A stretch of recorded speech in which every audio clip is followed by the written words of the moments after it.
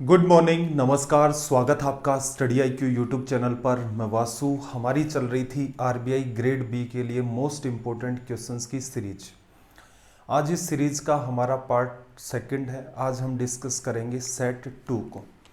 Banking के आपके जितने भी एग्ज़ाम्स होते हैं, अगर आप उनकी तैयारी कर रहे हैं तो ये सीरीज आपके लिए काफ़ी ज़्यादा इम्पोर्टेंट साबित होंगे। इसके अलावा कुछ पार्ट इनका अगर हम लोग स्किप कर दें तो जितनी भी एग्ज़ाम्स बचती हैं, इसके अलावा SSC हो गया, आपका स्टेट लेवल की एग्ज़ाम्स हो गई, उनके लिए भी ये सीरीज आपकी इम्पोर्टेंट होगी।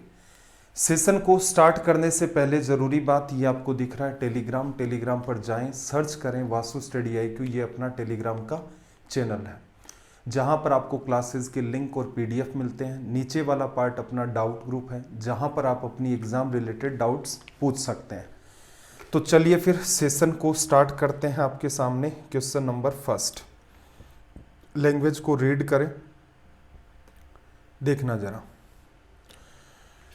क्या कहा। सेक्शन ए के 5 विद्यार्थी, सेक्शन बी के 6 विद्यार्थी और सेक्शन सी के 7 विद्यार्थियों के नाम चुने गए हैं। आपके पास 3 सेक्शन है ABC और स्टूडेंट्स बताएं इसने 5, 6 और 7। सभी 18 छात्रों की उम्र अलग अलग थी। फिर उनमें से एक नाम चुना जाता है और यह पाया जाता है कि यह सेक्शन बी का था। क्या संभावना थी कि यह सेक्शन बी का सबसे कम उम्र का स्टूडेंट है। देखो, सबकी एज डिफरेंट है, इसी वजह से यहाँ पर सवाल बनाया गया है कि सबसे कम उम्र का स्टूडेंट। चलो फिर बात को थोड़ा सा समझते हैं। पहले तो आपको डेटा गिवन है, उसको मैं लिख देता हूँ। सेक्शन ए में आपके पास 5 स्टूडेंट हैं। सेक्शन बी की अगर हम लोग बात करें तो आपके पास 6 स्टूडेंट हैं और सेक्शन सी की बात करें तो आपके पास 7 स्टूडेंट्स हैं। प्रोबेबिलिटी आपको फाइंड करनी है। प्रोबेबिलिटी का सीधा सा मतलब होता है फेवरेबल केसेज अपॉन में टोटल केसेज। इसके अलावा एक जानने लायक और बात है कि आपको यूज करना आना चाहिए और केस, जिसे हिंदी में हम लोग या कह देते हैं, इसके लिए प्लस यूज होता है। एक आपको बात आनी चाहिए एंड केस, जिसका मतलब हिंदी में आप और लिखते हो और इसके लिए मल्टीप्लाई का यूज होता है। जब भी घटनाएं आपकी कुछ ऐसे घटित होती हैं इंडिपेंडेंट रूप से, एक घटना का दूसरी घटना से, एक इवेंट का दूसरी इवेंट से कोई लेना देना नहीं होता है, एक सेपरेटली घटित होगी और दूसरी सेपरेटली घटित होगी, उस केस में और केस का यूज होता है। जब परम्यूटेशन, कॉम्बिनेशन एंड प्रोबेबिलिटी को हम डिटेल में डिस्कस करेंगे तब ये बात जानेंगे कि असल में ये केसेस कैसे क्रिएट होते हैं। जब इवेंट एक दूसरे के ऊपर डिपेंड हो, एक घटना घटित हुई, अगर ये घटित होती है तभी दूसरी घटना घटित हो सकती है। तो एक दूसरे के ऊपर, या फिर यूं कह ले, जब सक्सेसिव फॉर्म के अंदर इवेंट्स आपकी घटित होती हैं, उस केस में एंड केस का यूज किया जाता है। जैसे इस यहाँ पर हम लोग ऑब्जर्व करते हैं कि सेक्शन बी का वो स्टूडेंट सबसे कम उम्र का होना चाहिए था। तो सबसे पहले क्या करोगे आप, आपके पास है 3 सेक्शन। तो सबसे पहला काम आपको क्या करना है, सेक्शन बी को सेलेक्ट करना है। बी को नहीं सेलेक्ट करेंगे तब तक हम लोग जो स्टूडेंट सबसे कम उम्र का जो बी के अंदर बैठा हुआ है उसको सेलेक्ट ही नहीं कर सकते। तो यहां से हम कह सकते हैं, डिटेल में थोड़ा बात को समझना, हमें क्या करना है, सेक्शन बी को सेलेक्ट करना है। ये आपने सेलेक्ट कर लिया। इसके बाद एंड सेक्शन बी में सबसे कम उम्र का स्टूडेंट सेलेक्ट करना है। तो मेरे ख्याल से आपको बात समझ आ गई होगी। आप सीधे सीधे सबसे कम उम्र का स्टूडेंट नहीं सेलेक्ट कर सकते, जबकि संभावना क्या कह रहा है कि वो बी का होना चाहिए। तो इसका मतलब सबसे पहले 3 सेक्शन है आपके पास, उनमें बी सेक्शन को सेलेक्ट करना है।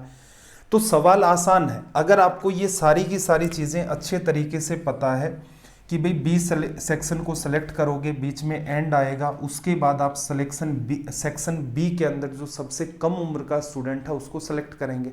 चलो एक एक करके एग्जाम अप्रोच पर ही आ जाते हैं सीधे सीधे कि कैसे डील करते हैं एग्जाम में। आपने देखा कि भाई पहले सेक्शन बी को सेलेक्ट करने वाला काम किया जाए, तो 3 आपके पास केस है, या तो आप सेक्शन ए को सेलेक्ट करें या सेक्शन बी को या सेक्शन सी को। तो इसका मतलब टोटल केसेस आपके पास कितने हो गए? 3, और बी सेक्शन एक उनमें से है, तो इसका मतलब 3 में से 1 को सेलेक्ट करने की प्रोबेबिलिटी 1/3 हो गई। एंड का मतलब मल्टीप्लाई। अब आप पहुंच चुके हैं सेक्शन बी के अंदर। बी के अंदर स्टूडेंट आपके पास कितने हैं भाई? 6 हैं। 6 में से एक ही स्टूडेंट को सेलेक्ट करना है, और वो भी कैसा होना चाहिए? जिसकी उम्र सबसे कम हो। 6 के 6 बच्चों की उम्र अलग अलग है, तो इसका मतलब 6 में से किसी एक को सेलेक्ट करने के टोटल केसेस आपके कितने हो सकते हैं? 6। सबसे कम उम्र का तो स्टूडेंट आपके पास एक ही है, तो इसका मतलब इसकी प्रोबेबिलिटी निकल के आ गई 1/18। ये सब कुछ नहीं करना होता एग्जाम में सिर्फ इतना सा काम करना होता है, और तुरंत के तुरंत आपका यहां से क्वेश्चन सोल्व हो जाता है। चलिए भाई अगले क्वेश्चन की तरफ मूव करते हैं।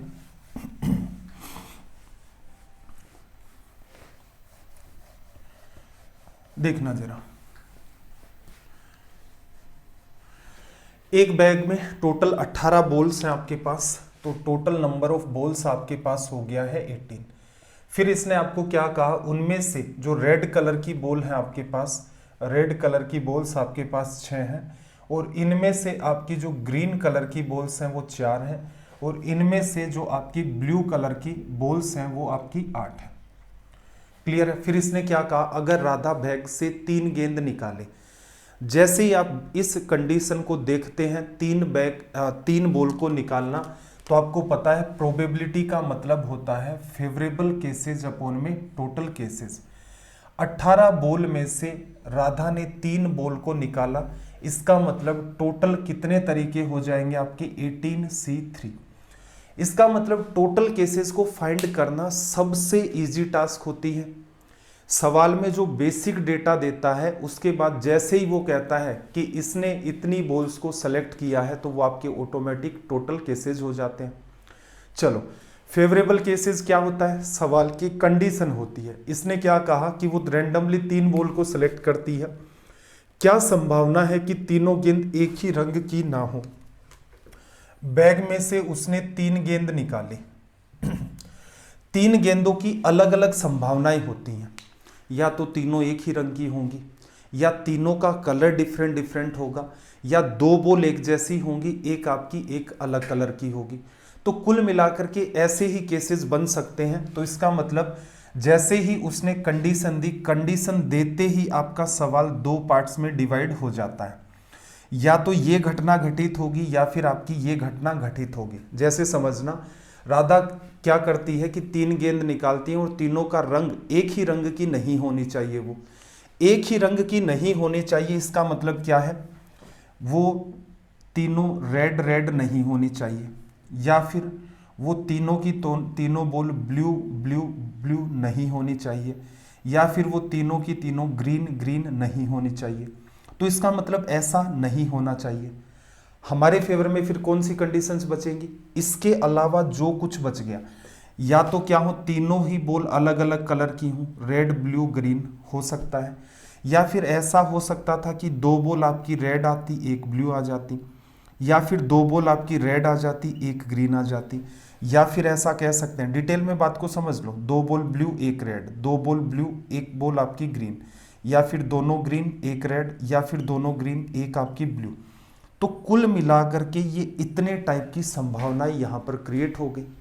एग्जामिनर हमसे चाहता है कि हम लोग इन सब को कैलकुलेट करके बताएं कि इसकी प्रोबेबिलिटी क्या होगी। अगर हम इसी के ऊपर दिमाग लगाएं तो कुल मिलाकर के हमारे पास 7 केस जनरेट हो गए। सोल्व कैसे होगा एक बार थोड़ा सा देखना कि नीचे तो आपके आ गए 18 में से 3 बॉल को सिलेक्ट किया तो 18C3। अब इसकी प्रोबेबिलिटी क्या है? एक रेड, एक ब्लू, एक ग्रीन। तो आपके पास रेड है 6 में से 1 को निकालोगे, और 4 में से 1 को निकालोगे, और 8 में से 1 को निकालोगे।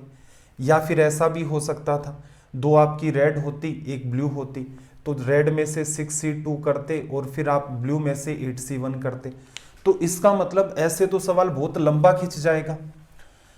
तो मैंने पिछला सेशन अगर आपने देखा होगा तो उसमें भी ये बात मैंने अच्छे तरीके से आपको बताई थी कि जैसे ही कंडीशन आपको देता है उसके हिसाब से आपके दो पार्ट्स बन जाते हैं।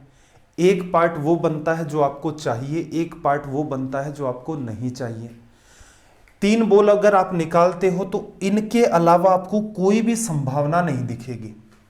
बैग में से आपने 3 बॉल निकाली, इनके अलावा आपको एक सिंगल अदर संभावना नहीं दिखेगी।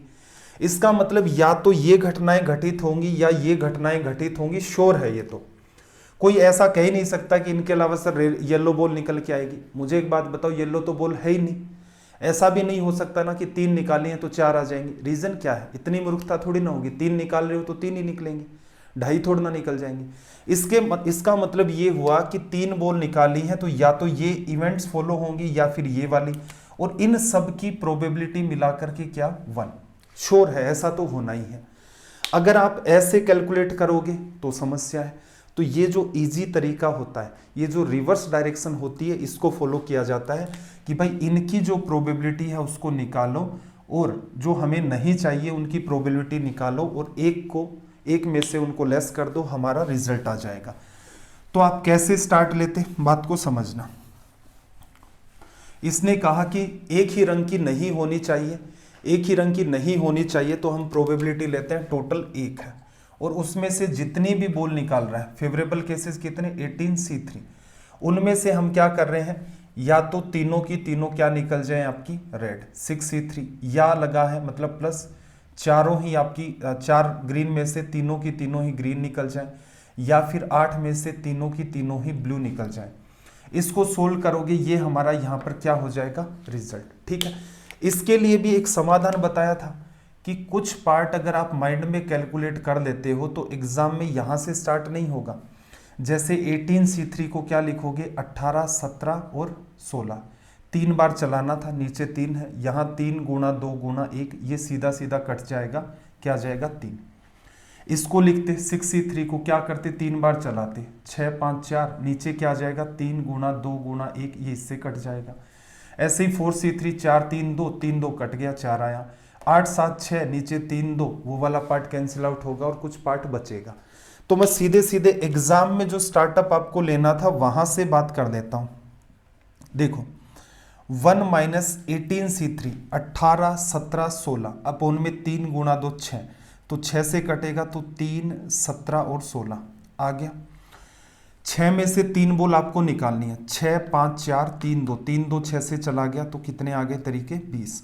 4 में से 3 निकालना है, 4, 3, 2, 3, 2 का डिवीजन हो गया तो बचा 4, 8, 7, 6, नीचे 3 और 2, 6 से 6 चला गया, 8, 7 कितना बच गया 56। तो इन कैलकुलेशन वाले जो ये पार्ट है इन पर आपको काम करना ही होता है।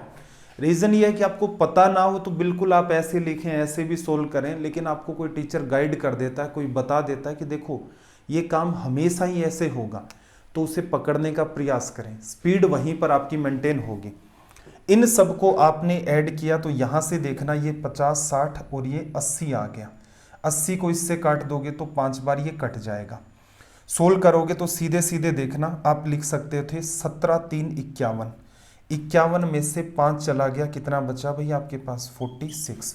ये जो आप काम करते हैं एग्जाम हॉल में, इसमें से कुछ भी नहीं करना होता।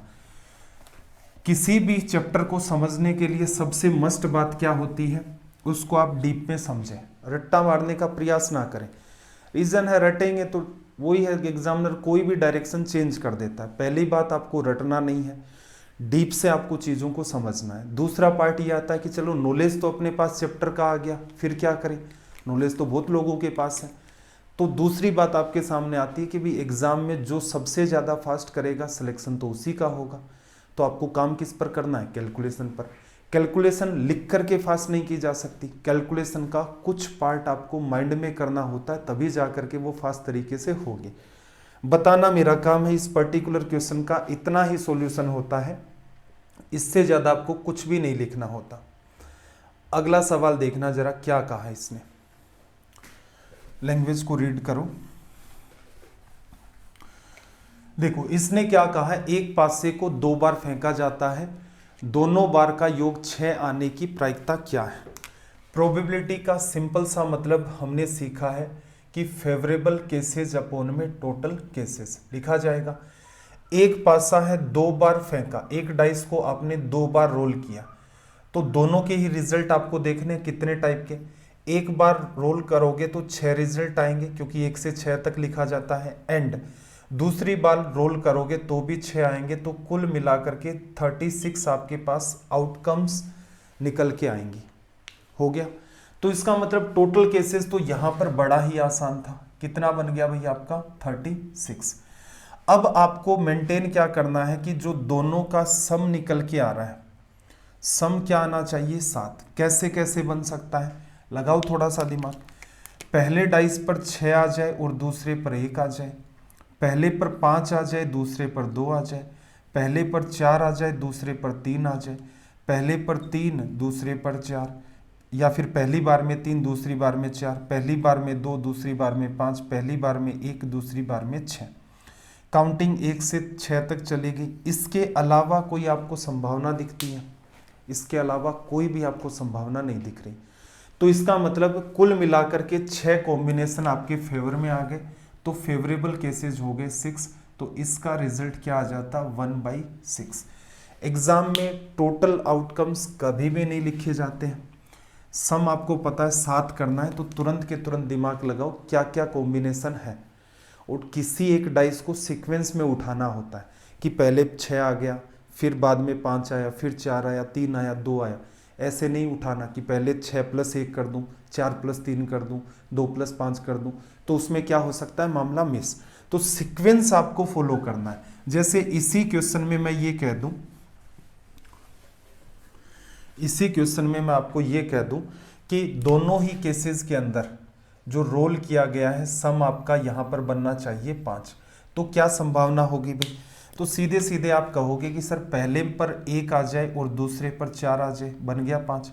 पहले पर 2 आ जाए दूसरे पर 3 आ जाए, पहले पर 3 दूसरे पर 2, पहले पर 4 दूसरे पर 1, 5 और 0 तो होता ही नहीं है। तो इसका मतलब आपके फेवरेबल केसेस 4 हो गए, टोटल केसेस आपके 36 हैं। तो यहां से जो टोटल कंक्लूजन निकल के आया वो कितना आ जाएगा 1/9 प्रोबेबिलिटी हो गई। और क्या सवाल बन सकते हैं? कई टाइप के सवाल बनते हैं यहां पर। अगर आपको ये कह दे कि यहां पर दोनों का जो मल्टीप्लाई है, सम नहीं, दोनों का जो मल्टीप्लाई है, पहली बार में जो रिजल्ट आए हैं और जो दूसरी बार में रिजल्ट आए हैं, दोनों का मल्टीप्लाई आपका यहां पर क्या बनना चाहिए 10। तो क्या होगा भाई, पहले के ऊपर 5 ले आए दूसरे के ऊपर 2 ले आए, 10 बना। पहले पर 2 ले आए दूसरे पर 5 ले आए। क्या इसके अलावा भी कोई संभावना दिखती है? नहीं दिखती। नहीं दिखती तो इसका मतलब आपके फेवर में जो केसेस निकल के आए हैं वो कितने हैं, सिर्फ 2, और टोटल केसेस आपके कितने हैं 36। तो यहां से रिजल्ट आपका मेंटेन क्या हो जाएगा 1/18। तो कोई तनाव ही नहीं लेना होता। यहाँ इन सेट्स को आप, या जो ये क्वेश्चंस हैं आपको जो प्रैक्टिस करवाए जा रहे हैं, इनको ध्यान से देखें कि सिंगल क्वेश्चन नहीं होता। एक क्वेश्चन के अंदर प्रयास मेरा ये रहता है कि और भी चीजें फंसाने का प्रयास करें जिससे आपके डाउट्स हैं वो क्लियर हो। अब एक बात बताओ, मान लो 3 डाइस को रोल किया जाता है या एक ही डाइस को 3 बार लगातार रोल किया जाता है। जैसे कि इंपॉर्टेंट सवाल है, इसी पैटर्न के ऊपर मैं एक छोटा सा सवाल और आपके सामने कहता हूं कि आपके पास डाइस तो क्या है 1, ठीक है। एक डाइस को रोल किया जाता है, पहली बार में इसके ऊपर 5 आना चाहिए और दूसरी बार में इसके ऊपर 3 आना चाहिए। इसकी प्रोबेबिलिटी क्या है? तो इवेंट सक्सेसिव में घटित हुई है। फाइनली आपसे पूछ रहा है कि पहली बार में 3 आएगा एंड दूसरी बार में आपके पास क्या निकल के आएगा 3 आएगा। तो पहली बार में 5 आने की प्रोबेबिलिटी क्या है भाई? जब भी कभी आप डाइस को रोल करोगे तो आउटकम कितने होंगे 6 होंगे, 5 उनमें से 1 है। तो इसकी प्रोबेबिलिटी क्या है 1/6 हो गई। फिर रोल किया आपने डाइस को, 3 आने की प्रोबेबिलिटी क्या है? जब भी डाइस को रोल करोगे टोटल केसेस आपके 6 बनेंगे, 3 तो उनमें से 1 ही है। तो इसकी प्रोबेबिलिटी क्या हो गई 1/36। अगर मैं आपको यहां पर यह कह दूं कि पहली बार में तो 5 आना चाहिए था, पहली बार जब आपने रोल किया तो 5 आता, और दूसरी बार जब आपने रोल किया तो यहां पर आपके पास इवन नंबर आता, तो क्या होती? तो आप कहते हैं कि जब आप पहले बार रोल करेंगे तो टोटल केसेस 6 होंगे, 5 एक ही है उनमें से, तो प्रोबेबिलिटी 1/6। एंड लग गया यहां पर, एंड लग गया तो इसकी वजह से मल्टीप्लाई, फिर रोल किया तो कितने केसेस पॉसिबल हो सकते हैं आपके पास 6।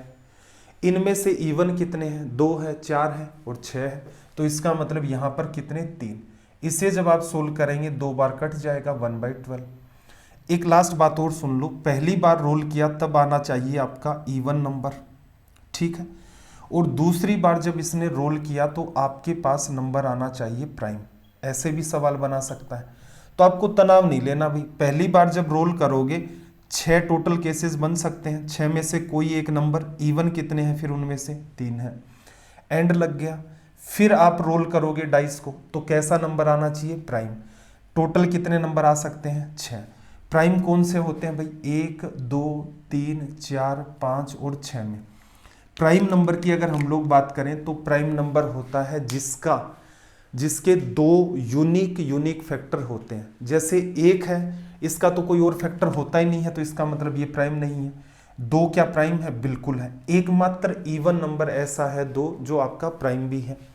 3 है प्राइम, बिल्कुल है। 4 नहीं है, 5 है। तो 3 केसेस हो गए। सोल्व करोगे तो रिजल्ट कितना आ गया 1/4। तो मुझे उम्मीद है कि आप इन बातों को पकड़ पा रहे होंगे। मामला बहुत आसान है, बस आपको सीखना क्या होता है और केस और एंड केस। बस जिस बच्चे ने इस चीज को सीख लिया, प्रोबेबिलिटी एक तरीके से मैथ्स का सबसे आसान और सबसे मुश्किल दोनों ही बातों के लिए इसके बारे में कही जाती हैं। सबसे आसान किसके लिए है कि भाई जिसने और केस और एंड केस ठीक तरीके से सीख लिए। एनसीआर एनपीआर तो चलता रहता है, इजी है वो तो सीखना। उसके लिए ये चैप्टर एकदम आसान हो जाते हैं। जो रटता है मैथ्स को, बहुत से बच्चे होते हैं ना रट लेते हैं बस, उनके लिए ये चैप्टर सबसे मुश्किल है, क्योंकि वो फिर जीवन भर इन चीज़ों को नहीं सीख पाते कि यार मामला क्या है, सवाल सोल्व नहीं होते। और अच्छी बात यह है कि कुछ एग्जाम्स और कुछ बैंकिंग के एग्जाम्स में ही इस चैप्टर का इन्वॉल्वमेंट होता है। अदरवाइज तो बहुत ज़्यादा समस्या पैदा हो जाए कि लगभग हर एग्जाम के अंदर 2-3 सवाल आने लग जाएं, तो क्योंकि रटने वाले बच्चों से वो बात बनेगी नहीं। तो चीज़ों को रटे ना, चीज़ों को अंडरस्टैंड करें। अगला सवाल देखो, इसने क्या कहा, थेरेपी शब्द के अक्षरों को कितने अलग अलग तरीकों से व्यवस्थित किया जा सकता है ताकि स्वर कभी एक साथ ना आए। तो देखो आपके सामने शब्द लिखा है थेरेपी, आपके सामने शब्द लिखा है थेरेपी। थेरेपी के अंदर अगर हम नंबर ऑफ लेटर्स की बात करें तो कितने हैं 7। अगर यहां पर हम लोग वोवल या फिर स्वर की बात करें तो आपके पास सिर्फ और सिर्फ 2 हैं, ई और ए। कैसे सोल्व करें भाई। अब क्या क्या संभावना हो सकती है 7 लेटर को अरेंज करने के तरीके। 7 लेटर को आप अरेंज कर रहे हो, ऐसे केसेस बनेंगे एक तो जिनमें ये ई और ए जो है ये आपके अलग अलग होंगे, और कुछ केसेज ऐसे बनेंगे जिनमें ई और ए आपका क्या है साथ साथ। अलग अलग वालों की संभावनाएं निकालना इतना आसान नहीं है अलग अलग तरीके से कि ई पहले नंबर पर है, फिर ई ए आपका मान लो पहले नंबर के ऊपर है, ई पहला छोड़कर बीच का गैप दूसरा नंबर छोड़ दो, उसके बाद बचे हुए के ऊपर है, तो ऐसे तो काउंट नहीं कर सकते। तो क्या करें, टोटल कितने तरीके से अरेंज कर सकते हैं, उसमें से ऐसे तरीके जिनमें ये दोनों साथ आते हैं उनको लेस कर दोगे तो इसका रिजल्ट आ जाएगा। तो ये काम तो बड़ा ही आसान है। 7 लेटर हैं, इनको अरेंज करने के तरीके फैक्टोरियल 7 हो गए, फैक्टोरियल 7 हो गए। इनमें से हम लोग ये देख रहे हैं कि ई और ए साथ साथ आएगा, उनको लेस कर देंगे। तो देखो यहां पर अगर आप ई और ए को हटा देते हो तो THRPY 5 लेटर तो आपके पास ये बचते हैं। ये दोनों साथ साथ हैं तो मैंने लिख दिया इनको ई और ए का सिंगल कॉम्बिनेशन, सिंगल लेटर मान लिया। इनको अरेंज करने के तरीके कितने होंगे भाई, तो कुल मिलाकर के ये 6 लेटर की तरह बिहेव कर रहा है तो फैक्टोरियल 6 तरीके होंगे। लेकिन जरूरी थोड़ा है कि ई और ए ऐसा ही लिखा जाए। कुछ अरेंजमेंट्स में ई और ए ऐसे भी लिखा जा सकता है, कुछ अरेंजमेंट्स में ए और ई भी लिखा जा सकता है, साथ साथ भी मैनेज हो सकते हैं। तो इसका मतलब अरेंजमेंट के अंदर भी एक अरेंजमेंट और है, तो इसका मतलब ई और ए के अरेंज होने के तरीके फैक्टोरियल 2, मतलब 2 तरीके होते हैं। सोल्व करना है। फैक्टोरियल 7 को आप चाहें तो सीधे सीधे ऐसे भी लिख सकते हैं, 7 × 6 × 5 × 4 × समथिंग, तो फैक्टोरियल 6, 7 गुणा में फैक्टोरियल 6। फैक्टोरियल 6 आपका कॉमन आ गया। ब्रैकेट में 7 और फैक्टोरियल 2 की वैल्यू 2, फैक्टोरियल 6 की जो वैल्यू लिखोगे वो कितनी होती है 720, इसको मल्टीप्लाई करना था 5 से, 0 0 और ये 3600। तो ये क्या निकल के आ गया भाई आपका सीधे सीधे रिजल्ट 3600। उम्मीद है ये बातें आपको अच्छे तरीके से समझ आ गई होंगी। एक सवाल देखना जरा आपके सामने है सिंप्लीफिकेशन का।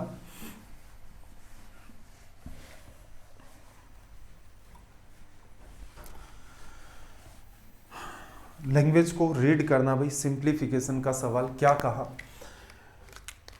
9 इंटू 9 इंटू 9 और प्लस का साइन, फिर 6 इंटू 6 इंटू 6 इक्वल्स टू में 1.5 का क्वेश्चन मार्क इंटू में 35 इंटू में 8। देखो जिस बच्चे को अलजेब्रा आती है उसके लिए तो कुछ भी नहीं है, ये a का क्यूब प्लस b का क्यूब है। लेकिन बैंकिंग के स्टूडेंट हैं अलजेब्रा को नहीं पढ़ते, पढ़ना भी नहीं है, आपको तनाव नहीं लेना उन चीज़ों का। कुछ और भी तरीके होते हैं सोल्व करने के, थोड़ा कॉमन सेंस अप्लाई करना है ऐसे क्वेश्चंस में। कैसे भाई, इन दोनों में से कुछ कॉमन आ सकता है तो आप कहोगे कि भी 6 3 इंटू 2 होता है, 9 3 इंटू 3 होता है। तो मैं इसमें से 3, इसमें से 3, इसमें से 3, तो यहाँ से 3 का क्यूब मतलब 27 कॉमन ले लूँ तो यहाँ पर क्या बचेगा 3 इंटू 3, 3 इंटू 3, 3 इंटू 3, 6 बार 3 है, 3 बार 3 मैंने कॉमन ले लिया तो 3 बार 3 आपके पास बचेगा, लिख दिया। 3 इंटू 2, 3 इंटू 2, 3 इंटू 2, 3 बार 3 बाहर ले लिया, 27 क्या बचा 2 गुणा 2 गुणा 2 8 बराबर। क्वेश्चन मार्क वाला पार्ट है, इसको थोड़ा सिंप्लीफाई ना भी करो तो पढ़ा रहने दो। इंटू में 35 इंटू में 8, देखना जरा सोल्व करोगे तो ये देखो 35 बन रहा है तो इसका मतलब ये 35 से कैंसिल आउट, ये 8 नीचे आ जाएगा। और इस 1.5 को अगर आप देखते हो तो ये 3/2 की पावर क्वेश्चन मार्क है। 27 में 8 का डिवीजन करोगे तो 27 को 3 की पावर 3, 8 को 2 की पावर 3, तो 3/2 की पावर 3 आ गया। दोनों ही चीज़ों का बेस आपका क्या है यहाँ पर सेम है, दोनों में ही बेस आपका सेम है, तो पावर का आप सीधे सीधे कंपैरिजन करते तो क्वेश्चन मार्क का जो रिजल्ट होता वो हमारा निकल के यहाँ से आ जाता 3। तो मुझे उम्मीद है ये बात आपको समझ आ गई होगी। अगला सवाल देखना भाई, थोड़ा सा जूम कर देता हूँ, ठीक है। बैंकिंग के अलावा जो बच्चे देख रहे हैं चीज़ें बिल्कुल उनके लिए भी बेनिफिशियल हैं, लेकिन स्तर क्या रहता है आरबी, अपना जो आरबीआई ग्रेड बी, ये जितनी भी एग्जाम्स होती है बैंकिंग वगैरह की, क्वेश्चंस का लेवल पीओ लेवल की एग्जाम में थोड़ा ठीक रहता है, तो हम लोग यहाँ पर ठीक लेवल मेंटेन करके चल रहे हैं। लेकिन ये सेशंस हर स्टूडेंट के लिए ही बेनिफिशियल रहेंगे। देखना क्या कहा, उड़ान ए को, फ्लाइट ए, उड़ान ए को आमतौर पर 7200 किलोमीटर की दूरी तय करने के लिए 20 से 1 घंटा अधिक लगता है। ए है आपके पास और बी है, बी को अगर मैं मानता हूं टी टाइम लगता है तो इसको कितना टाइम लगेगा टी प्लस का 1, 1 घंटा एक्स्ट्रा लगता है। डिस्टेंस आपकी कितनी है भाई यहाँ पर 7200 किलोमीटर। आगे क्या कहा, इंजन में खराबी आने की वजह से उड़ान बी की गति 1/6 के एक कारक से नीचे गिर जाती है। कहने का मतलब अगर बी की स्पीड पहले आपकी चल रही थी 6s तो 1/6 कर दो इसका, तो अब कितनी हो गई भाई आपकी 5s, लिखा जा सकता है, ठीक है। अब क्या कह रहा है, इसलिए उसे यात्रा को पूरी करने के लिए उड़ान बी को उड़ान ए की तुलना में 36 मिनट अधिक लगते हैं। तो इसका मतलब यहां पर जितना भी टाइम लग रहा था उसके कंपैरिजन में 36 मिनट और लगेंगे। ए को t+1 लगता था, उसके कंपैरिजन में 36 मिनट ज्यादा है। तो इसे अगर r में चेंज करता है तो डिवीजन कर दो इसके अंदर 60 का, कितना आ गया भाई 3/5 घंटे। तो अब इससे टाइम लगेगा कितना t+8/5r, लिखा जा सकता है। अब क्या कह रहा है कि उड़ान ए किलोमीटर प्रति घंटा के अंदर आपको बतानी है कि जो फ्लाइट ए है उसकी स्पीड क्या है। सवाल को एक बार थोड़ा ध्यान से समझना, सवाल थोड़ा लंबा है और कंफ्यूजिंग भी। जनरली क्या होता है कि फ्लाइट ए को बी के कंपैरिजन में 1 घंटा अधिक लगता है, अंडरस्टैंड करने के लिए हमने लिख लिया कि बी को जो टाइम लगता है टी है, ए को जो टाइम लगेगा वो t+1 है। डिस्टेंस कितनी बता रहा है? डिस्टेंस बता रहा है भी 7200 किलोमीटर। किसी दिन फ्लाइट ए के अंदर किसी दिन फ्लाइट बी के अंदर कोई गड़बड़ आ गई, तो अब उससे क्या हुआ कि उसकी स्पीड 1/6 से डिक्रीज हो गई। तो इसका मतलब अगर हम लोग ओरिजिनल स्पीड को 6s मानते हैं, तो अब स्पीड कितनी हो जाएगी? इसका 1/6 कम कर दोगे, s कम कर दोगे तो कितनी हो जाएगी? 5s। टाइम कितना लगेगा? जितना ए ले रहा है उसके कंपैरिजन में 3/5 आवर्स लिखा जा सकता है। सारी बातों को हटा देते हैं। एक अगर आपने स्पीड टाइम डिस्टेंस के अंदर पैटर्न नहीं पढ़ा है तो आपको पढ़ना चाहिए कि स्पीड 1 चल रही है आपकी, स्पीड 2 चल रही है, और दोनों स्पीड का डिफरेंस डेल्टा एस, ये क्या निकल के आएगी? स्पीड। यूनिट से यूनिट, इसकी यूनिट को कैंसिल आउट कर देगी, ये बचेगी सिर्फ स्पीड की यूनिट। अगर इसमें टाइम का डिफरेंस डेल्टा टी को भी लेस कर दे तो आपके पास टोटल स्पीड इनटू में टाइम क्या निकल के आता है? डिस्टेंस। ये मेरे हिसाब से आप कह सकते हो स्पीड टाइम डिस्टेंस चैप्टर की आत्मा ही होता है। एक तो आपको आना चाहिए स्पीड एवरेज को कैसे बैलेंस किया जाता है, दूसरी बात ये आपका डेल्टा का पैटर्न आपको आना चाहिए। अगर ये आपको आता है तो फिर सवाल आपके लिए एकदम आसान हो जाता है। बात को समझना कैसे? पहले स्पीड और बाद में स्पीड दोनों का अंतर, और पहले जितना टाइम ले रहा था और बाद में जितना टाइम ले रहा था, उन दोनों का अंतर अगर आप रखते हो तो आपकी डिस्टेंस आती है। कैसे अप्लाई करें? देखो ये बात बी पर अप्लाई कर सकते हो। बी की पहले स्पीड कितनी थी भाई? 6s थी, बाद में कितनी हो गई? 5s हो गई। दोनों के बीच का डिफरेंस कितना है? s। बी ओरिजिनली टाइम कितना लेता था? t, और बाद में बी ने कितना टाइम लेना स्टार्ट कर दिया? t+8/5। दोनों का अंतर देखोगे तो कितना आ रहा है? 8/5। डिस्टेंस कितनी कवर हुई है? 7200 किलोमीटर। इससे आप कर लो यहां से सोल्व। s से s कैंसिल आउट हो जाएगा, 5 से 5 कैंसिल आउट हो जाएगा, 8 गुणा में 9 72 900, 6 से कैंसिल आउट करोगे तो ये आ जाएगा 150। तो इसका मतलब s की जो वैल्यू है वो कितनी है? 150। बी की ओरिजिनल स्पीड कितनी है भाई? 6s। तो 6s की जो स्पीड है, बी की जो स्पीड है वो कितनी आ जाएगी? 6 से गुणा कर दोगे तो 900 किलोमीटर पर आवर। अब मुझे एक बात बताओ, 7200 किलोमीटर कवर करने में 900 की स्पीड से कितना टाइम लगेगा? डिवीजन करोगे तो बी को टाइम लगता है इस डिस्टेंस में 8 घंटे। डिवीजन किया, 8 घंटे आ गया। अब क्या कहना चाह रहा है कि ए की स्पीड क्या है? ए को कितना टाइम लगेगा? ये जितना ले रहा है उससे 1 घंटा ज्यादा। तो इसका मतलब 7200 किलोमीटर ए कवर करता है 9 घंटे में, तो स्पीड कितनी आ जाएगी? 800 किलोमीटर पर आवर। दिखने में चीजें लंबी जरूर लगी होंगी, डेटा को फिर से रिपीट करके एग्जाम हॉल में नहीं लिखा जाता। पहली बात, कोई स्पेसिफिक पैटर्न है, आपको ये पता है कि यही फॉलो होगा, तो उसको फिर से क्यों लिखें? तो कुल मिलाकर के अगर आप ठीक ठीक दिमाग लगाते हैं तो आपको पता चलता है कि असल में देखा जाए तो इन क्वेश्चंस की एग्जाम अप्रोच आपकी ये होती है। जो स्टूडेंट इसे फॉलो करेगा मेरे ख्याल से 20-25 सेकंड में वो इसका रिजल्ट निकाल लेगा। कुछ पार्ट और भी माइंड में हो जाते हैं, जैसे कुछ पार्ट कैसे माइंड में हो जाते हैं? s की वैल्यू 150 हो गई, 6x की कितनी हो गई भाई? 900। 900 का डिवीजन कर दिया, 7200 में 8 घंटे आ गया। ए को टाइम कितना लगा? 9 घंटे, एक बढ़ा दिया। 7200 में 9 का डिवीजन कर दोगे, 800 रिजल्ट आ गया।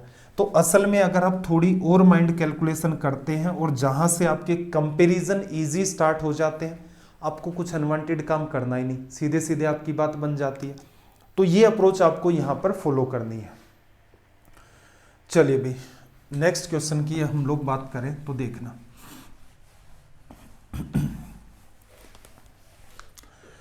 देखो इसने क्या कहा कि एक निवेशक ने शेयर बाजार में अपनी बचत का निवेश किया। कोई इन्वेस्टर है, उसने क्या किया? अपनी सेविंग को शेयर मार्केट में इन्वेस्ट कर दिया। उसके निवेश के मूल्य में क्रमशः पहले वर्ष में 12% और दूसरे वर्ष में 9% की वृद्धि हुई। फर्स्ट ईयर उसने जितना भी इन्वेस्टमेंट किया है उसमें 12% का इंक्रीज हो गया। सेकेंड ईयर जो पैसा इंक्रीज हो चुका उसमें फिर 9% का। जैसे ये बात आप देखते हो, ये सवाल आपका कंपाउंड इंटरेस्ट पर चला जाता है। यदि 2 साल के बाद उसके निवेश का मूल्य 97,664 रुपये हो गया तो उसने कितना इन्वेस्टमेंट या निवेश किया वो बताना है। देखो, अगर यहां पर ये 100 रुपए का इन्वेस्टमेंट करता है तो पहले साल क्या होगा, फर्स्ट ईयर में क्या होगा भाई, ये बढ़ेगा 12%, 12 बढ़ गया। सेकेंड ईयर में क्या होगा, जितना भी उसका अब हो चुका है, अब कितना हो चुका है 112, तो 9% और बढ़ेगा, तो हम इसका 9% बढ़ाएंगे, ये 9 आ जाएगा। इसका 9% आप निकालोगे, 12 गुणा 9 108। तो कुल मिलाकर के उसका जो इन्वेस्टमेंट आप देख रहे हो यहाँ पर वो कितना बढ़ गया, 12 9 21 और एक 22.08 बढ़ गया। ठीक है भाई, तो इसका मतलब 100 से आपका पैसा 122 के समथिंग हो गया। ऐसे क्वेश्चन में आप क्या करो, अब दिमाग लगाओ, ये 22% है तो ये लगभग आप 20% मानोगे, और जो कि क्या होता है आपका 1/5। तो ऐसे क्वेश्चन में ये बात अगर आपकी क्लियर है तो आप चले जाते हैं बाई ऑप्शन में। ठीक है भाई, ये रफ आइडिया लेना होता है कि 100 पर 12, 100 पर 9, 12 पर 9%, 108, 22% के अप्रोक्सीमेट आ गया। अब आपको करनी है ट्राई, किस पर भाई, जैसे सबसे आसान ऑप्शन है उसको ट्राई करो। 90,000 तो वैसे ही हट गया, क्योंकि 90,000 का 20% भी आप निकालोगे तो 18,000 होता है। इससे नीचे इजी वैल्यू आपको 80,000 दिख रही है, तो 80,000 पर ट्राई करते हैं। तो ये काम हमेशा ध्यान रखना, कभी भी आपको एग्जाम हॉल में करके नहीं देखना। आपको पता चल गया कि ये जो क्वेश्चंस है ये बेस्ड होते हैं किस पर, कंपाउंड इंटरेस्ट पर। तो एक बात बताना, पहले साल क्या होगा, 80,000 का आपको 12% मिलेगा, कितने रुपए, 12 8 96, 9,600 रुपए। दूसरे साल क्या होगा, जितना भी पैसा उस पर 9%, तो 80,000 का 9%, 9 8 72, 7200 रुपए मिले। और इसका भी आपको 9% मिलेगा, परसेंटेज इन दोनों खत्म, 9 6 आपका 54, 9 9 81 और 5 आपका 86। तो कुल मिलाकर के आपको यहाँ पर पैसा मिल रहा है 8 2 10 6 16, 9 7 16 और 1 17, 17,664। किस पर, 80,000 पर। 17,664 जोड़ते ही 97,664 ये आपका आ गया। तो इसका मतलब आपका ऑप्शन थर्ड था वो करेक्ट था। मान लो कुछ वैल्यू ऐसी आती है आपकी कि ये हमने निकाला इसकी वजह से तो ये आ रहा, लेकिन एग्जामिनर ऑप्शन बना रहा है 98 या 99,000 के अराउंड, तो क्या दिमाग लगाते, तो तुरंत ऑप्शन 5 तो वैसे हट गया। थर्ड आपने चेक किया है आपका पैसा थोड़ा कम रह गया है, तो कौन सा करेक्ट करें, तो फिर 81,000 को टिक मारो, क्योंकि थोड़ा सा पैसा ज़्यादा लेंगे तो 1000 का तो वैसे ही गैप मेंटेन हो गया, और उस पर कुछ ब्याज और आपको मिलेगा वो बैलेंस कर देगा। अगर इससे थोड़ा बहुत कम होता, कि मान लो जैसे थोड़ा बहुत और कम होता, जैसे ऑप्शन वो 75,000 बनाना चाहता, तो क्या करता, 97 वाला जो पार्ट है इसमें से 5 तो सीधे ही कम करने उसे प्रिंसिपल वाले, तो 92 के आसपास चला जाता, उससे भी थोड़ा बहुत और कम करता, क्योंकि कम पैसे पर ब्याज कम मिलेगा।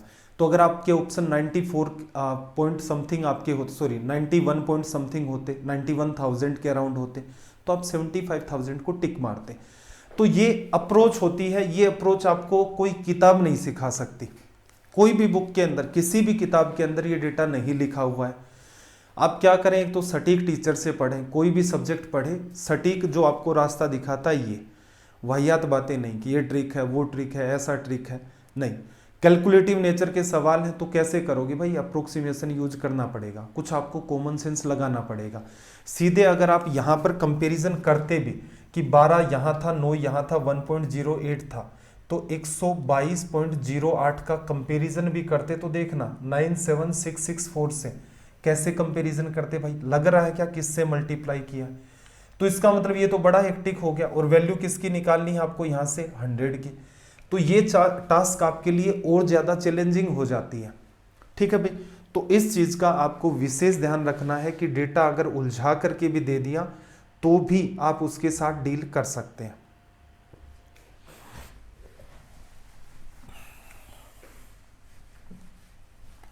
नेक्स्ट क्वेश्चन की लैंग्वेज को रीड करना आप, क्या कहा इसने, तिमाही आधार पर एक वर्ष में 40% की दर से 80,000 रुपए पर अर्जित चक्रवृद्धि ब्याज क्या होगा। प्रिंसिपल 80,000, कंपाउंड इंटरेस्ट की रेट आपको दे रखी है 40%, कैलकुलेट किस पर किया जाता है आपका क्वार्टरली 3 मंथ्स पर, तो इसका मतलब एक साल में कितनी बार कैलकुलेट होगा, 4 बार।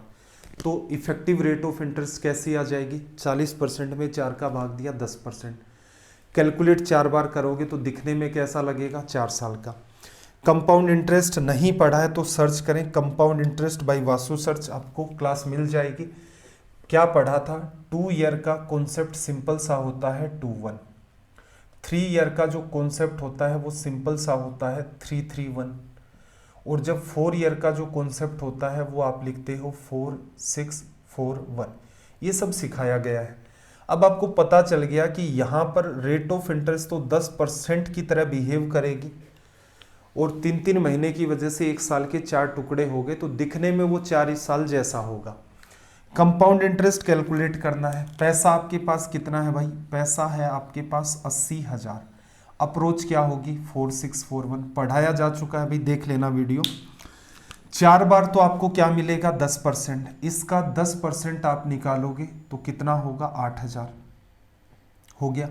4 बार आपको इसका भी 10% मिलेगा, कितना, 800। 6 बार आपको मिलेगा इसका भी 10%, फिर 4 बार 4-6-4-1, इसका भी 10% 80, फिर एक बार इसका 10% 8। असल में देखा जाए तो ये सारी की सारी चीज़ें अगर आपकी क्लियर है तो आपका क्वेश्चन ऐसे सोल्व होना चाहिए था। ठीक है, एडिशन करना है। एडिशन करोगे तो देखना जरा, सीधे सीधे ही होगा।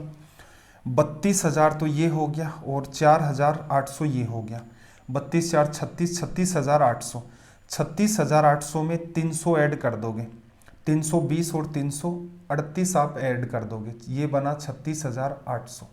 ठीक है भाई, एडिशन करोगे 38 तो लास्ट में आ जाएगा आपका।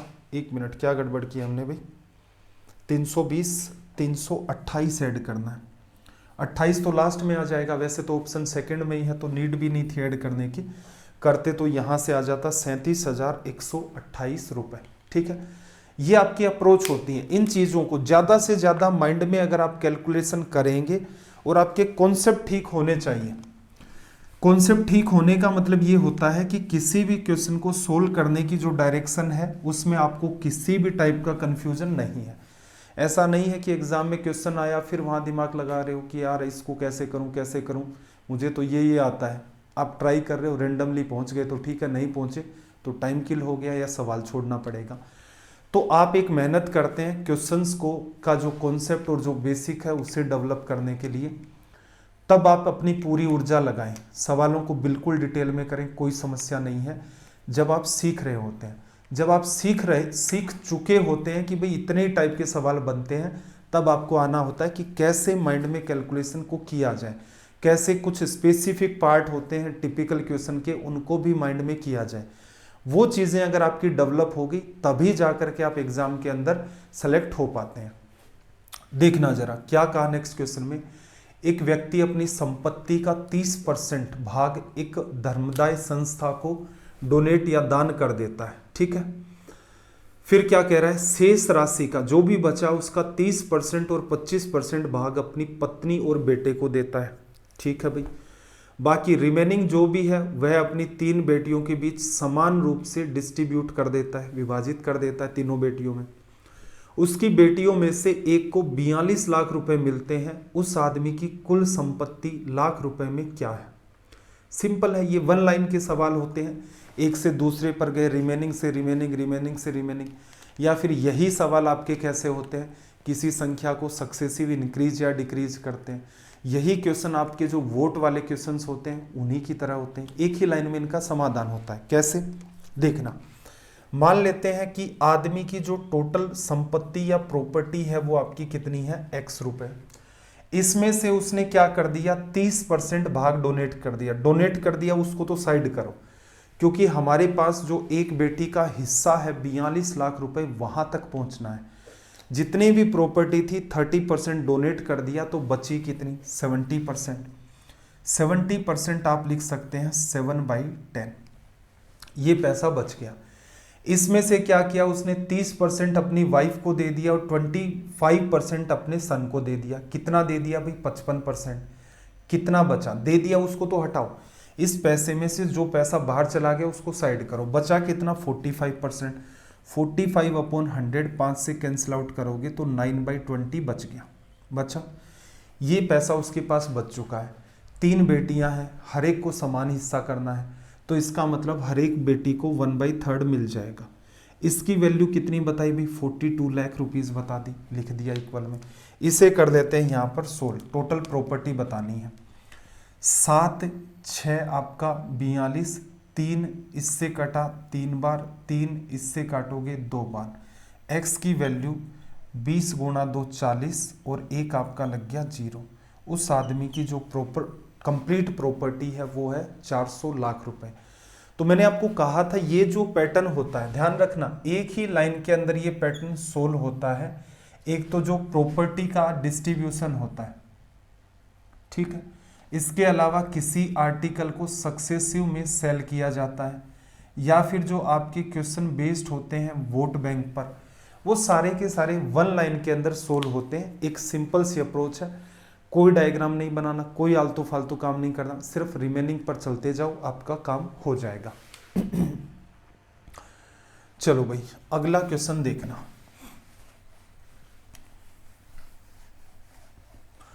किसी भी चैप्टर में अगर आपको इश्यू आता है तो आप सीधा सा वो क्या करें, एक काम है, उस चैप्टर का नाम डालें, बाई वासु सर डालें, सीधे सीधे आपको उसके सारे के सारे वीडियो मिल जाते हैं, उनको देखें डिटेल के अंदर, कॉन्सेप्ट आपके वहाँ से डेवलप हो जाते हैं, तो आपको कोई स्ट्रेस लेना नहीं है।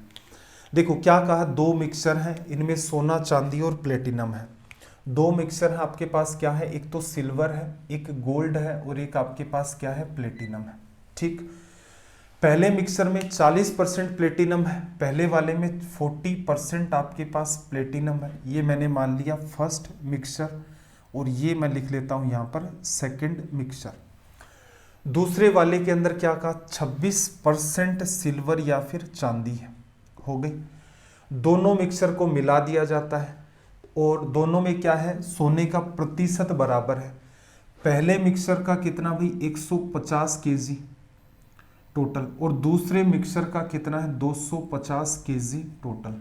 ठीक है भाई, मिला दिया। मिलाने के बाद अब मिश्रण में सोना क्या है, 30%। अब जो मिक्सचर मिला उसमें प्लेटिनम की क्वांटिटी कितनी है।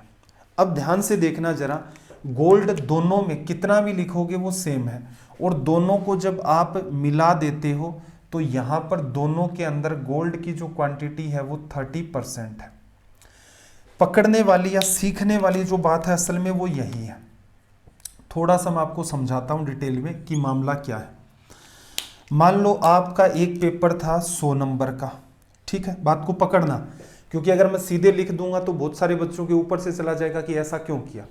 एक पेपर था आपका 100 नंबर का, दूसरा पेपर था आपका 200 नंबर का। इसमें आपके मार्क्स आए 30%, तो 30 नंबर। इसमें भी मार्क्स आए आपके 30%, तो लिख सकते हो 60 नंबर।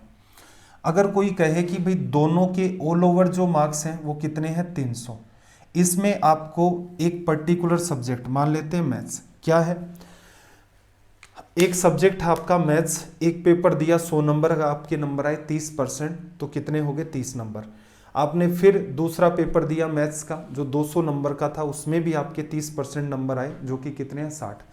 कोई आपसे कहे कि ऑल ओवर दोनों पेपर में आपका स्कोर कितना है मैथ्स का, तो आप कहेंगे कि भाई मुझे तो दोनों पेपर में 300 के तो पेपर थे और 90 नंबर मिले हैं, परसेंटेज में काउंट करके देख लो, तो आपने पाया 30%। इसका मतलब पहले और दूसरे में अगर 30-30 मेंटेन है और दोनों को मिला दोगे तो तीसरा जो निकल के आया है उसमें भी ये बात क्या है, 30% मेंटेन हो जाएगी। तो मेरे ख्याल से आपको बात पकड़ में आ गई होगी। क्या कहा था इसने, गोल्ड जो है वो दोनों में सेम है, तो इसका मतलब लास्ट में 30 बन रहा है, पहले में भी 30 रहा होगा गोल्ड और दूसरे में भी 30 रहा होगा। अब आपको नीड है प्लेटिनम की। वैसे तो चाहो तो पूरा डेटा फिल कर सकते हो। पहला मिक्सर अपने आप में 100% है, 40-30, तो बचा हुआ सिल्वर कितना होगा, 30%। ये 30-26 आपका 56 हो गया, तो यहाँ पर आपका प्लेटिनम कितना होगा, 44%। तो आपको एक्चुअल में देखा जाए नीड किसकी थी, प्लेटिनम की थी।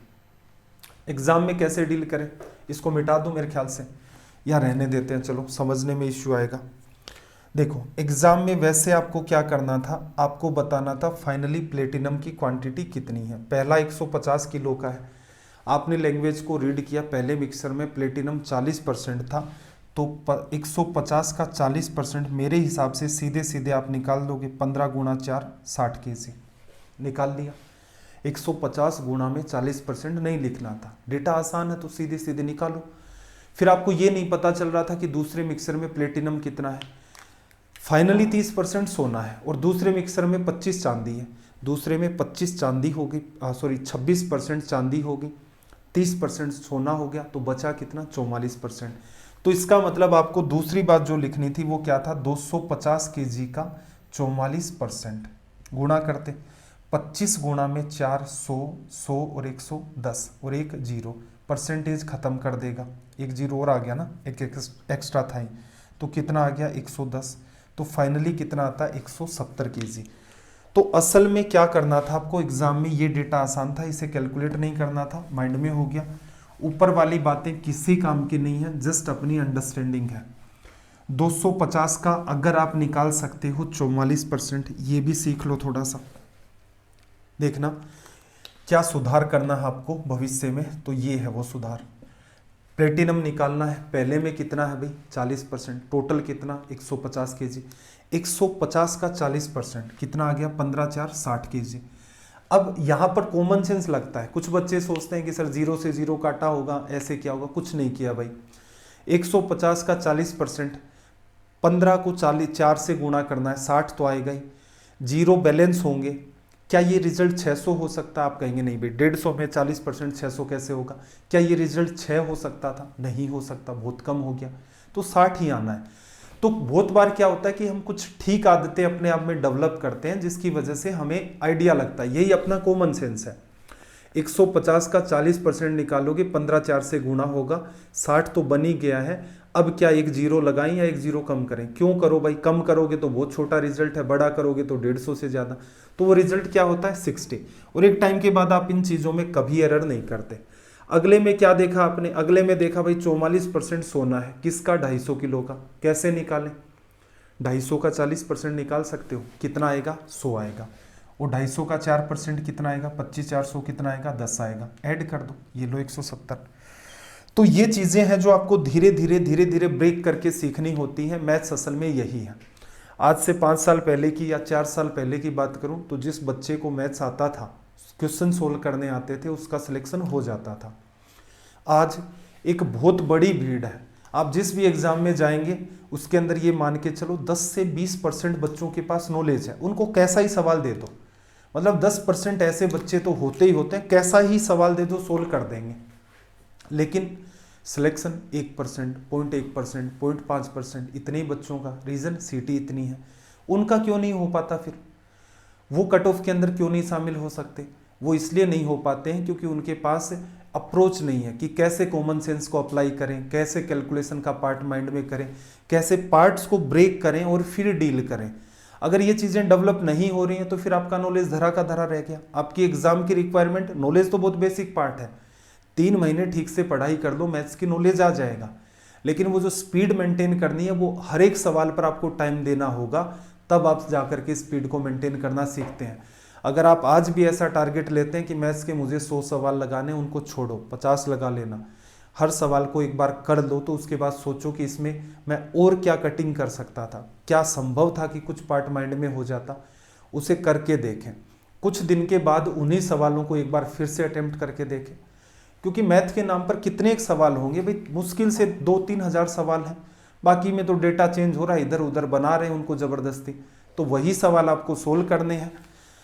चलो भाई अगले सवाल पर आते हैं, देखना।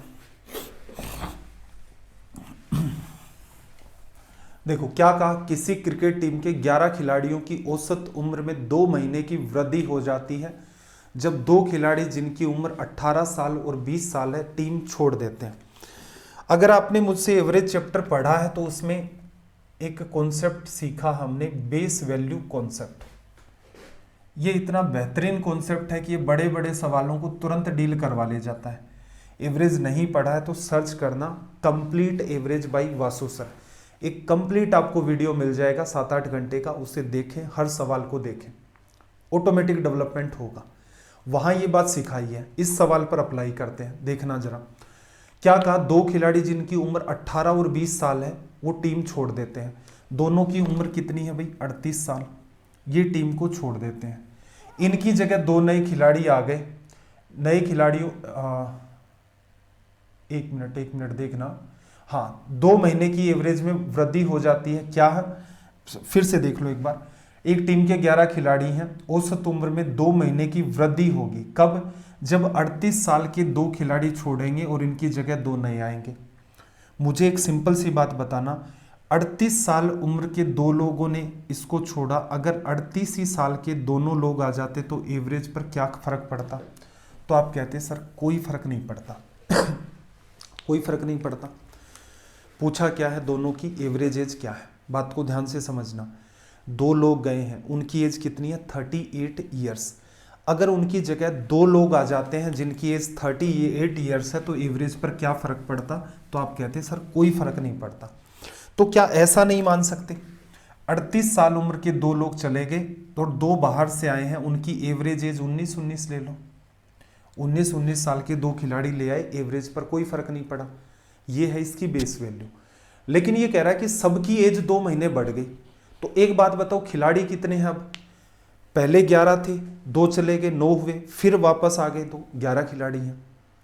दोनों खिलाड़ी अगर 19 साल के आते हैं, एवरेज पर कोई फर्क नहीं पड़ता। हमने बुला लिए दोनों खिलाड़ी 19 साल के, कोई फर्क नहीं पड़ा। लेकिन एग्जामिनर ने कहा भाई सबकी एज 2 महीने बढ़ेगी, 11 खिलाड़ी हैं अब ग्रुप में, सबकी एज 2 और भी बढ़ानी है। इसका मतलब इन दोनों को एक्स्ट्रा एज भी लानी है। कितनी? 11 खिलाड़ियों की एज 2 महीने बढ़ानी है, तो 11 गुणा 2 22 महीने लेकर आनी पड़ेगी। हमें एवरेज चाहिए तो 22 महीने आए, दोनों के अंदर तोड़ दो, 11 महीने। तो इसका मतलब हर खिलाड़ी की उम्र कितनी है? 19 साल 11 महीने। ये लो हो गया, मेरे हिसाब से माइंड में हो रहा है। तो चीजें हैं मैथ्स के अंदर ऐसी कि जो स्टूडेंट सीखना चाहता है, बहुत संभावनाएं हैं, असीम संभावनाएं हैं कि टिपिकल क्वेश्चंस को भी आप बहुत स्मूथ तरीके से, बिना किसी गड़बड़ के, कैलकुलेटिव सवालों को भी बड़ी आसानी के साथ डील कर सकते हैं, बशर्ते आप टाइम देने के लिए तैयार हैं, बशर्ते आप सीखने के लिए तैयार हैं। चलिए भाई अगले सवाल की तरफ मूव करते हैं।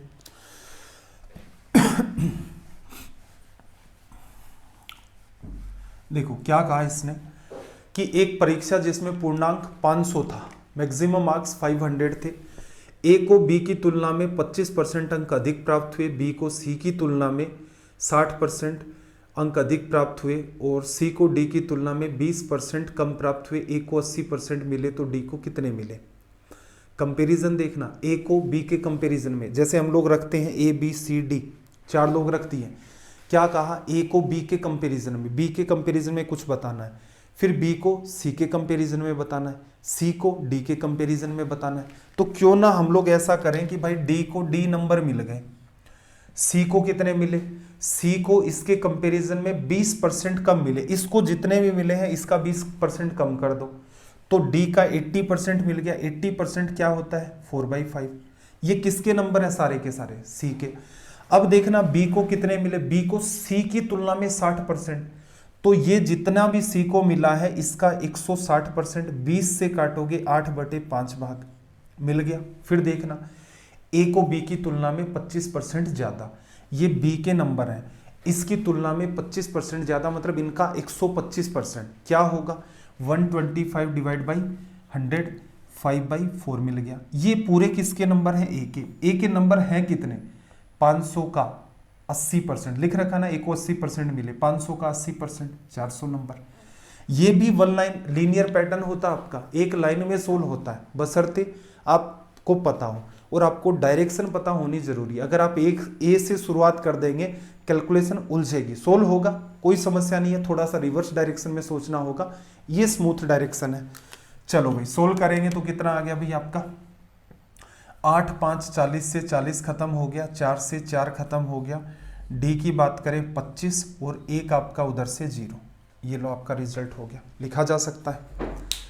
चलिए भाई अगले क्वेश्चन की बात करते हैं। अगले क्वेश्चन में इसने क्या कहा? ए बी की तुलना में 3 गुना अच्छा कारीगर है, सी अकेले एक घर को पेंट करने के लिए 48 डेज का टाइम लेता है। एक साथ काम करते हुए ए बी और सी उस घर को पेंट करने में 16 दिन लगाते हैं। उस घर को पेंट करने के लिए बी को कितना टाइम लगेगा? तो देखो एक तो आपको कहा उसने 3 लोग है, ए है, बी है और सी है, ठीक है भाई, तीनों लोग कितना टाइम लेते हैं, तीनों मिलकर के 16 दिन लेते हैं। सी अकेला कितना लेता है 48 डेज, दोनों का एलसीएम टोटल वर्क 48, इफिशियंसी इनकी 16 3 48 और इसकी इफिशियंसी 1। तो आप कह सकते हो कि सी की इफिशियंसी तो 1 आ गई, काम किससे करवाना है 20 से, काम कितना है 48 है, बी की इफिशियंसी फाइंड करनी है। अब इसने क्या कहा, इन दोनों की जो कंबाइंड इफिशियंसी है वो कितनी है, टोटल तो 3 है, इसकी 1 है, कंबाइंड इफिशियंसी 2 है। बी के हिस्से में क्या आएगा, तो देखो ए बी के कंपैरिजन में 3 गुना अच्छा है, बी की अगर इफिशियंसी 1 है तो इसकी कितनी होगी 3 गुना अच्छा है। तो दोनों की इफिशियंसी रेशियो में 4 है, 4 किसको बताता है 2 को, 1 किसको बताएगा 2 में 4 का भाग दे दो, 2/4 मतलब 1/2 ऊपर चला जाएगा, 96 आपका रिजल्ट आ जाएगा। ठीक है, चाहते तो ये पार्ट अवॉइड कर सकते थे, टाइम एंड वर्क सर्च कर लेना जो पढ़ा रखा है, उसमें आपको ये चीजें पता चल जाएंगी कि इसको भी अवॉइड किया जा सकता है। चलो भाई अगले क्वेश्चन की बात करते हैं। क्या कहा इसने कहा देखो एज चैप्टर का क्वेश्चन है। एज चैप्टर में भी एक यूनिक कॉन्सेप्ट हमने सीख रखा है जो कहीं नहीं है, क्रॉस मेथड। अब तक तो कहीं नहीं है, हो सकता है आने वाले 5-7 महीनों में आपको इधर उधर देखने को मिल जाएगा, किताबों में तो नहीं आएगा फिर भी इतना जल्दी। देखो पिता और माँ की उम्र का अनुपात 11:10 था, फादर और मदर का जो रेशो था वो कितना था 11:10 कभी था, ये बात चल रही है पास्ट की। ठीक है, जब उनके बेटे का जन्म हुआ था, बेटे का जब जन्म हुआ था तब की ये बात है। फिर इसने क्या कहा, पिता और माँ की उम्र का अनुपात 19:18 हो जाएगा, 19:18 हो जाएगा जब पुत्र की उम्र उसकी वर्तमान आयु से 2 गुनी हो जाएगी। ठीक है, बेटे का जन्म हुआ था तब वो 0 साल का था उनका पुत्र। फिर क्या कह रहा है, आज की डेट हमें नहीं पता है, प्रेजेंट में क्या है हमें नहीं पता, लेकिन हमें उसने कहा कि फ्यूचर में 19:18 हो जाएगा। ठीक है, जब प्रेजेंट में बेटे की जो उम्र है वो क्या हो जाएगी, डबल हो जाएगी। पिता और माँ की वर्तमान आयु का अनुपात क्या है, सवाल इंपॉर्टेंट है, दिखने में भी उलझा हुआ लग रहा है, बात को थोड़ा ध्यान से फिर समझना। देखो 2 लोग हैं, माता और पिता। ठीक है, आज प्रेजेंट में बात चल रही है, उनके एक बच्चा, उसकी उम्र हम लोग मान लेते हैं, जैसे इनकी हम लोगों ने पहले मान ली थी XX 11X और 10X। उस बच्चे की उम्र हमने मान ली Y साल का वो बच्चा है, कब, प्रेजेंट के अंदर Y साल का है। ठीक है, प्रेजेंट में खड़े होकर हम पीछे की बात कर रहे हैं कि जब ये Y साल का ना होकर के 0 साल का था, जब उसका जन्म हुआ था, तो माता और पिता की उम्र का अनुपात 11:10 था, हमने मान लिया उनकी तब एज कितनी थी 11X और 10X। ठीक है, प्रेजेंट में खड़े हैं, उस बच्चे की उम्र Y साल है। फिर कह रहा है कि जब बेटा डबल हो जाएगा, मतलब जब उसकी एज Y साल और बढ़ जाएगी, वो 2Y साल का हो जाएगा, तब माता और पिता की उम्र का अनुपात 19:18 हो जाएगा। क्या मुझे बता सकते हो पास्ट से लेकर फ्यूचर तक पिता की उम्र कितनी बढ़ी? तो आप कहेंगे कि भी पास्ट में तो बेटे की उम्र 0 थी, प्रेजेंट में Y है, फ्यूचर में Y और बढ़ गई, 2Y हो गया। तो इसका मतलब पिता की उम्र 0 से 2Y, मतलब 2Y एज बढ़ गई। माता की भी जितनी थी उतनी। उसके बाद बेटा की एज आज की फ्यूचर में बात करोगे तो कितनी, Y + Y, 2Y बढ़ गई। तो यहां पर हम लोग लिखते थे हमेशा डिफरेंस क्या था, पिता की पास्ट और फ्यूचर की एज का डिफरेंस कितना है 2Y, माँ के लिए भी कितना आता था 2Y। ये आपको सिखाया गया है, चैप्टर चेक कर लेना, as by Vasu sir, cross method apply कर दें। देखो 19 10 190, 18 11 198, बड़े में से छोटा घटाना है, 198x में से 190x लेस करोगे 8x आ जाएगा। इधर देखना 18 × 2 36, 19 × 2 38, 38 में से 36 चला गया तो आपके पास कितना बचा 2Y। x की वैल्यू आपके पास कितनी आ जाएगी 1/4Y लिखा जा सकता है। अब यहां पर या फिर ऐसा कर दो, इतना तनाव लेना ही नहीं है, इतना तनाव नहीं लेना आपको, y की वैल्यू कितनी आ जाएगी 4x। ठीक है, अब आप क्या कह सकते हो, देखो पास्ट के अंदर पिता की उम्र कितनी थी 11x, माँ की उम्र कितनी थी 10x, बेटे का जन्म हुआ था, बेटे की आज प्रेजेंट में एज कितनी है y साल ना होकर कितनी है 4x। इसका मतलब पिता की उम्र भी 4x बढ़ी है तब से लेकर अब तक, माँ की भी। x दोनों में से रेशो लोगे कट गया, 11 और 4 15 आ गया, 10 और 4 14 आ गया। तो अगर आपको ये कॉन्सेप्ट पता है तो इन सवालों को आप तुरंत के तुरंत खेल सकते हैं, आसान है, कोई तनाव वाली बात है नहीं। चलो भाई फिर आगे चलते हैं। एक आसान सा सवाल आपके लिए मैंने रखा है, थर्ड प्रपोर्शन आपको बताना है कि 10 और 20 का क्या होगा। वर्बली ये सवाल आपको सिखाए गए हैं, रेशियो एंड प्रपोर्शन, अगेन वही बात पढ़ रखा है जिस बच्चे ने तो तनाव नहीं है। रेशियो एंड प्रपोर्शन को हमने डील किया था ज्योमेट्रिक प्रोग्रेशन से। ज्योमेट्रिक प्रोग्रेशन से अगर किसी बच्चे ने ये पढ़ रखा है तो उसे फॉर्मूले नहीं ध्यान रखने, फॉर्मूले नहीं ध्यान रखने, सीधे होगा। जीपी है 10 है फिर 20 है, थर्ड प्रपोर्शन मतलब तीसरे नंबर पर जो चीज़ है वो गायब है, तीनों जीपी में है। तो 10 से 20 गया, डबल हुआ तो 20 से डबल कितना हो जाएगा 40, ऑप्शन 4। तो मेरा ये उद्देश्य ये था कि यहाँ कैलकुलेटिव भी आ जाए तो कोई तनाव वाली बात नहीं है, बहुत ही स्मूथ तरीके से आप इनको डील कर ले जाएंगे। तो चलिए भाई आज अपना ये जो सेशन है ये तो कंप्लीट हो गया है। यहाँ पर आरबीआई ग्रेड बी के मोस्ट इंपॉर्टेंट क्वेश्चंस का आपका सेट सेकंड कंप्लीट हो गया। वासु स्टडी आईक्यू नाम से जो टेलीग्राम चैनल है उसके ऊपर इन क्लासेस के लिंक रहते हैं, पुराने क्लासेस के भी लिंक रहते हैं, पुरानी पीडीएफ भी बहुत सारी पड़ी है फाइल सेक्शन में। Vasu study IQ doubt group है, वहाँ पर आप अपने एग्जाम रिलेटेड डाउट्स भी पूछ सकते हैं। ठीक है, किसी भी टाइप का कोई इश्यू हो तो कमेंट सेक्शन में कमेंट करके ज़रूर बता दें। पीडीएफ की बहुत सारे बच्चों को जल्दबाजी लगी रहती है, तो देखो पीडीएफ के ऊपर भी दिमाग लगाएं कि तो कम से कम एक आदमी को तो मैनेज करना ही पड़ता है कि वो सारा का सारा हैंडल करे पीडीएफ का ही, कि कौन सी मिल गई कौन सी नहीं मिली है। इस टाइप के जितनी भी क्यूरीज हैं वो रख भी लें, कोई समस्या नहीं है कि परमानेंट उसका काम ही ये हो। लेकिन मुद्दा ये है कि आप सेशंस को शेयर नहीं करते हैं तो व्यूज़ बहुत ज़्यादा डिक्रीज हो रहे हैं, तो उससे हमें ये लगता है कि यार सीरियस नोट के ऊपर आप चीज़ों को देख ही नहीं रहे हैं। कमेंट भी बहुत गिने चुने आते हैं, कुछ भी पढ़ा तो चल रहा है सर, ठीक है कोई समस्या नहीं है। अपने सजेशंस या कमेंट हर सेक्शन में आप रखा करें, क्योंकि हमें भी तो कम से कम लगना चाहिए कि यार मेहनत कर रहे हैं बच्चे भी, अपनी तरफ से डेडिकेशन दिखा रहे हैं। वरना आप मुझे बताओ पास्ट के अंदर जितनी भी हमने सीरीज चलाई है 90 डेज की, जैसे रेलवे की सीरीज थी, बहुत से बच्चों ने पेड कोर्स भी ले रखे होंगे और उन्होंने वो 90 डेज भी देखा होगा। आप कंपेयर करके देखें अपने पेड कोर्स के साथ कि आपने 500 1000 2000 जहाँ कहीं भी दिए हैं, क्या उसके कंपैरिजन में अपने वाले में दम नहीं है? कई गुना बेहतर कंटेंट है। पढ़ने जो बच्चे एग्जाम देकर आ रहे हैं वो कह रहे हैं कि 30 में से 30 अटेम्प्ट करें, हो भी रहे हैं भाई, क्योंकि रेलवे में कुछ ऐसा पूछा ही नहीं जाता, उससे तो बहुत एक्सट्रीम हम लोगों ने पढ़ लिया है।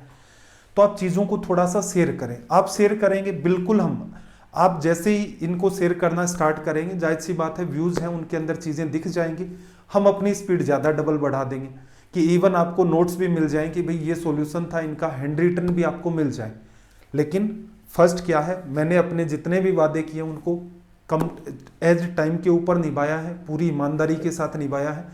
जो भी अपने सेशन चलते हैं, जिस एग्ज़ाम की बात करते हैं उसी एग्ज़ाम के सटीक कंटेंट को पढ़ाते हैं। भविष्य में भी ऐसा ही होगा, लेकिन थोड़ा सा ये लगता है यार किसके लिए मेहनत कर रहे हैं, तो एटलीस्ट इतना सपोर्ट तो आप करें।